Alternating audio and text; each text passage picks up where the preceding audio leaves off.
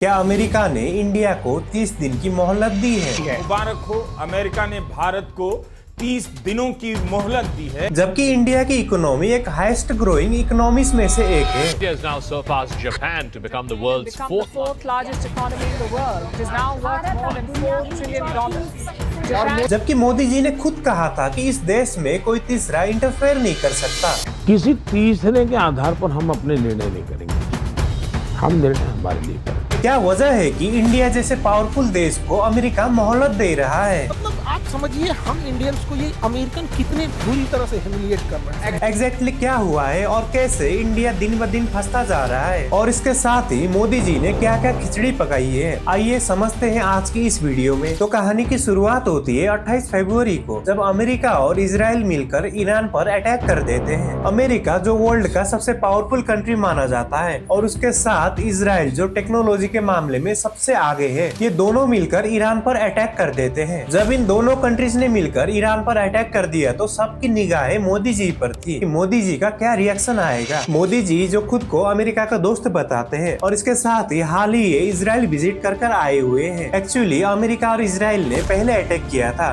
तो इसको देखते हुए सब लोगों को यही लगा था कि प्राइम मिनिस्टर मोदी इस चीज की निंदा करेंगे कि आपने खुद से पहले एक छोटे और कमजोर देश पर अटैक किया है, और ये बिल्कुल गलत है। बल्कि हकीकत में हमें कुछ अलग ही देखने को मिलता है। इंडिया के प्राइम मिनिस्टर नरेंद्र मोदी बिल्कुल शांत बैठे रहते हैं, इनका तरफ से कोई भी रिएक्शन नहीं आता। असल में इंडिया खुद को विश्व बंधु कहता है, और इसके साथ ही इंडिया की फॉरेन पॉलिसी बहुत पहले से ही इसी हिसाब की रही है। मतलब कि पूरे विश्व का इंडिया दोस्त है। अगर कल के दिन में कोई भी देश उठकर किसी देश के ऊपर पहले हमला करेगा तो इंडिया उस चीज का विरोध करेगा, और इंडिया का लीडर आकर ये बात बोले कि आप गलत कर रहे हो, अगर वो सही में गलत कर रहा हो तो। मिला जुलाकर सब लोग इसी बात का एक्सपेक्टेशन कर रहे थे कि मोदी जी इस फॉरेन पॉलिसी का सम्मान रखते हुए आगे आकर बोलेंगे कि अमेरिका इजराइल ने गलत किया है।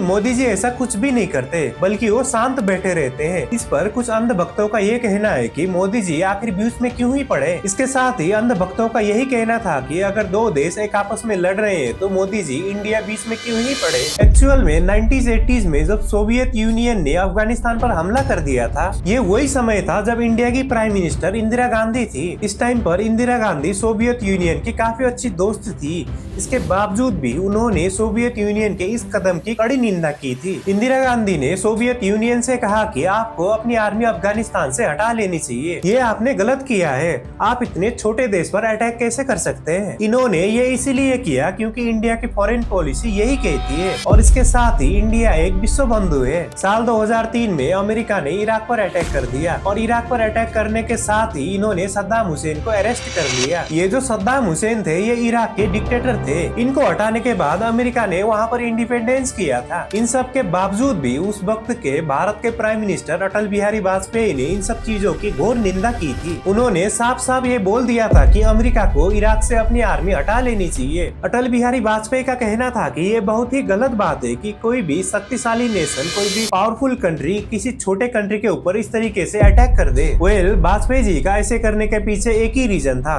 इंडिया की फॉरेन पॉलिसी। हमारा मानना है कि इराक को निरीक्षण की प्रक्रिया में सक्रिय रूप से सहयोग देना चाहिए। इंडिया की फॉरेन पॉलिसी यही है कि इंडिया विश्व बंधु है, इंडिया सभी नेशंस का दोस्त है। कोई भी देश अगर किसी दूसरे नेशन पर पहले जाकर अटैक करता है तो इंडिया के लीडरशिप का यही रोल है कि वो जाकर इस चीज की निंदा करे, इस चीज का विरोध करे, और इसके साथ ही इंटरनेशनल लॉ भी यही कहता है। फिर चाहे वो कंट्री इंडिया का दोस्त हो या ना, इंडिया को इस चीज के लिए स्टैंड लेना चाहिए। हालांकि गौर करने वाली बात यह है कि सन 2003 में भी इंडिया अमेरिका का बहुत अच्छा दोस्त था, और अटल बिहारी वाजपेयी अमेरिका के बहुत अच्छे दोस्त थे। और इसके साथ ही कमाल की बात तो ये है कि इंडिया को इराक के साथ कोई भी लेना देना नहीं था। अटल बिहारी वाजपेयी का सद्दाम हुसैन के साथ कोई भी दोस्ती नहीं थी। इसके बावजूद भी इंडिया ने इस चीज पर निंदा की। मतलब साफ है कि फॉरेन पॉलिसी को फॉलो करना है, भले ही कोई इंडिया का दोस्त हो या ना हो। साल 2011 में नाटो ने लीबिया पर हमला कर दिया, और ये वो समय था जब देश के प्रधानमंत्री मनमोहन सिंह थे, और इस समय इन्होंने काफी ज्यादा निंदा की थी नाटो की। इंडिया इस समय गद्दाफी के खिलाफ था। इसके बावजूद भी मनमोहन सिंह कहते हैं कि बड़ा नेशन छोटे नेशन पर ऐसे कैसे अटैक कर सकता है। ये तीनों केस जो अभी आपको मैंने बताया, इन तीनों केसेस में इंडिया की गवर्नमेंट अलग थी, इंडिया के पीएम्स अलग अलग थे। पहली बार में कांग्रेस की गवर्नमेंट थी और दूसरी बार में बीजेपी की गवर्नमेंट थी, लेकिन इस बात से बिल्कुल फर्क नहीं पड़ता। दोनों गवर्नमेंट ने इंडियन फॉरेन पॉलिसी को फॉलो किया था। दोनों लीडर्स के अंदर इतनी काबिलियत थी कि वो सामने आए और बोला कि आपने गलत किया है, चाहे वो अमेरिका हो चाहे वो सोवियत हो,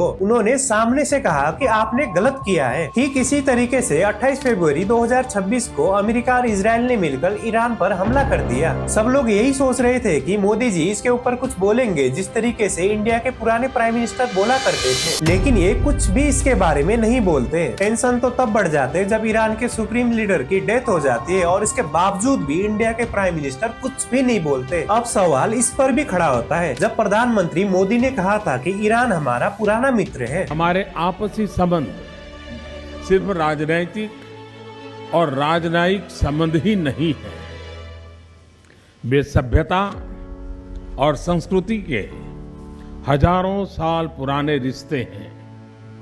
इनमें आपसी आदर और विश्वास की भावनाएं हैं।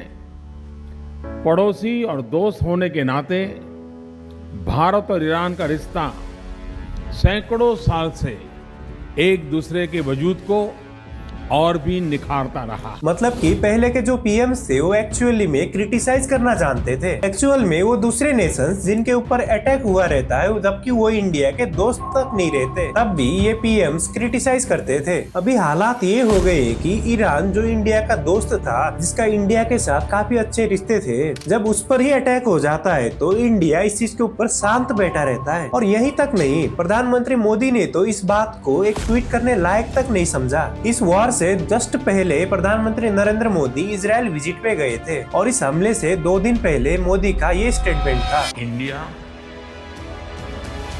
Stands with Israel firmly with full conviction in this moment and beyond. इन सारी चीजों से ईरान को समझ में आ गया है कि प्रधानमंत्री नरेंद्र मोदी भले ही ये दिखा रहे हो कि हम न्यूट्रल है, पर ये ईरान और अमेरिका के साइड है। इंडिया अभी दोनों देश का बहुत अच्छा दोस्त है। ईरान के साथ भी इंडिया के काफी अच्छे रिलेशन है, इसके साथ ही इजराइल के साथ भी काफी अच्छे रिलेशन है। और ये सारी एक्टिविटी जो रिसेंट टाइम में की गई है, इसकी वजह से ईरान इंडिया के साथ काफी नाराज है। ईरान इंडिया का दोस्त ही नहीं, बल्कि ईरान के साथ इंडिया के कई सारे बिजनेस डील्स है। ये जो ये पॉइंट है स्टेट ऑफ हॉर्मुज, यहाँ से इंडिया का 55% ऑयल आता है और इस 33 किलोमीटर चौड़े पॉइंट का कंट्रोल ईरान के पास है। और इस पॉइंट को अभी के टाइम में ईरान ने पूरी तरीके से ब्लॉक कर दिया है और अभी के टाइम में यहाँ से चाइना को छोड़कर किसी भी कंट्री में तेल नहीं जा पा रहा। इंडिया का जो 55% तेल यहाँ से आता था वो अभी पूरी तरीके से बंद हो चुका है और प्रॉब्लम्स काफी ज्यादा बढ़ चुकी है। इंडिया के पास अभी के टाइम में 45 दिन के लिए ऑयल रिजर्व रहता है। अगर कोई दूसरा ऑप्शन ना मिले तो इंडिया 45 दिन के बाद ऑयल शॉर्टेज फेस करेगा। और इसके साथ ही ये जितने भी गाड़ियां चल रही है, एरोप्लेन उड़ रही है, इन सब चीजों पर इसका असर देखने को मिलेगा। और इसी पैनिक के चलते हालत ये हो चुकी है कि कई लोग टैंकर में पेट्रोल भरवा कर ले जा रहे हैं। बड़े लोग भर भर के पेट्रोल और डीजल स्टॉक करने लगे हैं अभी से। अभी इंडिया को और भी ज्यादा ऑयल की जरूरत है, वरना ये रिजर्व खत्म हो जाएंगी और प्रॉब्लम्स और भी ज्यादा बढ़ने लगेंगी। इसीलिए अमेरिका ने इंडिया को परमिशन दी है कि इंडिया 30 दिनों तक रशिया से ऑयल परचेज कर सकता है। मिली है, मुबारक हो। अमेरिका ने भारत को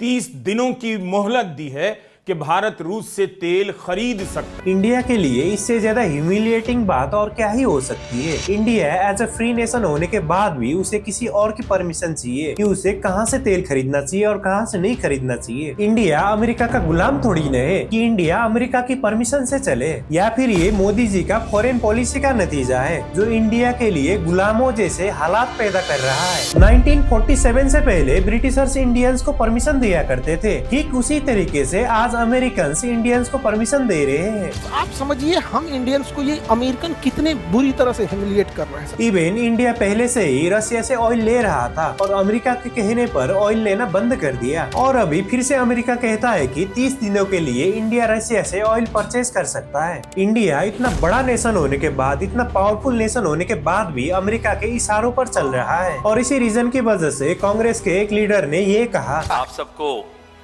बहुत बहुत बधाई के साथ मैं ये अपनी प्रेस वार्ता शुरू करता हूँ। बधाई इसलिए कि हमें अनुमति मिल गई है भारत को अमेरिका द्वारा कि हम 30 दिन के लिए रूस से तेल खरीद सकते हैं, लाइसेंस मिला। बहुत बहुत बधाई हो, एक ऐतिहासिक दिन है। हम बहुत अरसे से कह रहे हैं, हमारा नेतृत्व बहुत अरसे से कह रहा है, अलग अलग मंचों से कह रहे हैं कि भारत का प्रधानमंत्री अमेरिका और इजराइल के हाथ की कठपुतली बन चुका है। अभी के टाइम में ये सवाल भी काफी ज्यादा आ रहा है कि क्या रसिया सस्ते दामों में इंडिया को तेल देगा? क्या रसिया के साथ इंडिया के वही पुराने वाले रिश्ते कायम रहेंगे? अभी जब ट्रंप के कहने पर मोदी जी दोबारा रसिया से ऑयल लेंगे, तब ये देखने वाली बात होगी कि रसिया और इंडिया की दोस्ती कैसी होगी। देखने वाली बात ये भी है कि इंडिया इतना पावरफुल और स्ट्रॉन्ग कंट्री होने के बाद भी कैसे इतनी आसानी से अमेरिका की बात मान ले रहा है। अमेरिका इजराइल वर्सेस ईरान का, लेकिन मान भारत का हो रहा है। और इससे भी बड़ी बात ये है कि अगर ये वॉर खत्म हो जाती है और अमेरिका ईरान पर कब्जा नहीं कर पाता, मतलब कि ईरान एक अलग ही देश रह जाता है, तो अब सवाल ये है कि क्या ईरान इसके बाद इंडिया के साथ बिजनेस डील करेगा? क्या वो इंडिया को ऑयल सप्लाई देगा? शायद ईरान इंडिया के लिए वो पॉइंट ओपन ही ना करे जहाँ से इंडिया का 55% ऑयल इम्पोर्ट होता है, और इस चीज से इंडिया को काफी ज्यादा नुकसान होने वाला है। और इन्हीं सारे टेंशन के चलते यूरोप में तो ऑयल और पेट्रोलियम पर 50% का जंप आ गया है। वहाँ पर पेट्रोलियम प्रोडक्ट्स के दाम 50% तक बढ़ चुके हैं। अगर ऐसे ही सिचुएशन इंडिया में रहे तो 30 दिनों तक तो इंडिया रसिया से ऑयल लेगा, और उसके बाद इंडिया में भी ऑयल के प्राइस काफी बढ़ने लगेंगे। और इन्हीं सारी चीजों के चलते लोग काफी ज्यादा पैनिक हो चुके हैं, और कई जगह पर तो लोग टैंकरों में पेट्रोल भर कर रख रहे हैं। अरे लोग भर भर के पेट्रोल और डीजल स्टॉक करने लगे हैं अभी से। आप सभी को ये देखने को मिल रहा है कि प्रधानमंत्री मोदी ट्रंप के सामने काफी ज्यादा कॉम्प्रोमाइज कर रहे हैं, और ये क्यों कर रहे हैं इसके बारे में किसी को भी नहीं पता। किसी तीसरे के आधार पर हम अपने निर्णय नहीं करेंगे। और ये एक बार नहीं मल्टीपल टाइम्स हुआ है। ट्रंप ने कहा कि तेल नहीं लेना है तो इंडिया ने तेल खरीदना बंद कर दिया। जब ट्रंप ने कहा कि तेल ले लो तो मोदी जी कह रहे हैं कि ठीक है ले लेंगे। अमेरिका को मैं कह करके बताता है ना, मुझे पूछ करके नहीं करना होता। ट्रंप के कारण ही मोदी जी के रिलेशन आज रसिया और ईरान के साथ काफी ज्यादा कॉन्फ्लिक्ट में बदलते जा रहे हैं। बल्कि मोदी जी के ही नहीं, इंडिया के रिलेशंस ईरान और रसिया के साथ काफी ज्यादा बिगड़ते जा रहे हैं। और जिस ट्रंप के कारण इंडिया के इतनी जगहों पर रिलेशन बिगड़ते जा रहे हैं, वो तो इंडिया का दोस्त तक नहीं है, क्योंकि ट्रंप ने ऑपरेशन सिंदूर के वक्त पे पाकिस्तान का ही साथ दिया था। ऑपरेशन सिंदूर के वक्त ही ट्रंप ने पाकिस्तान का 8,000 करोड़ का लोन पास करा दिया था। ऑपरेशन सिंदूर के बाद ट्रंप ये खुलेआम कह रहा था कि उसने ही पाकिस्तान और इंडिया का वार रुकवाया था, और ये बात एक बार नहीं बल्कि 20-20 बार कही गई थी। और कई बार तो ट्रंप ने ये खुलेआम कहा है कि मैं नरेंद्र मोदी का करियर खत्म नहीं करना चाहता। He loves Trump. Now, I don't know if the word love, I don't want you to take that any different. I don't want to destroy his political career, okay? और इसके साथ ही टाइम टाइम पर ये tariff वाली धमकी तो है ही। आप साफ देख सकते हैं कि ट्रंप किसी का भी दोस्त नहीं है, वो किसी भी टाइम किसी के भी पीठ में छुरा घोंप सकता है। इतना सब हो जाने के बाद भी इंडिया के प्राइम मिनिस्टर मोदी ट्रंप की बात मान ले रहे हैं। आज से कुछ ही महीनों पहले ट्रंप ने टैरिफ को 50% कर दिया था, और उसके बाद उसी को घटाकर 18% कर दिया था, और इसी बात को इंडिया सेलिब्रेट कर रहा था। शायद लोगों का इस बात पर ध्यान नहीं गया कि आज से 6 महीने पहले पूरे यूएसए पर टैरिफ ही 3% लगता था, और उसी चीज को बढ़ाकर 50 कर दिया गया, फिर उस चीज को घटाकर 18 कर दिया गया, और लोग इस चीज पर खुशियां मना रहे हैं कि टैरिफ घटाकर 18% कर दिया। लेकिन असल में देखा जाए तो टैरिफ 15% से और भी बढ़ा है, और ये सेलिब्रेट करने वालों में बीजेपी और नरेंद्र मोदी के पार्टी वाले ही थे। negotiations finally done. प्रॉब्लमेटिक बात यही है कि ट्रंप अपनी दादागिरी दिखाता जा रहा है, ट्रंप दबाता जा रहा है, और मोदी जी कॉम्प्रोमाइज करते जा रहे हैं। ये चीज काफी ज्यादा प्रॉब्लमेटिक है, क्योंकि आज तक जितने भी देश के पीएम बने हैं, चाहे वो कांग्रेस से हो चाहे वो बीजेपी से हो, किसी ने भी आज तक ऐसा नहीं किया था। सारे के सारे लीडर्स एक्चुअली में क्रिटिसाइज भी करते थे और कॉम्प्रोमाइज भी नहीं करते थे, और आज के दिन में मोदी जी ये दोनों चीजें नहीं कर रहे हैं। तो इसके साथ ही आपको क्या लगता है, आखिर क्यों प्रधानमंत्री नरेंद्र मोदी ट्रंप के आगे इस तरीके से कॉम्प्रोमाइज कर रहे हैं? क्या इसके पीछे की वजह एप्स्टीन फाइल्स है? कमेंट करके जरूर बताएं। इसके साथ ही आज की इस वीडियो को यहीं पर खत्म करते हैं। वीडियो अच्छी लगी हो तो लाइक, शेयर और चैनल को सब्सक्राइब करना ना भूलें।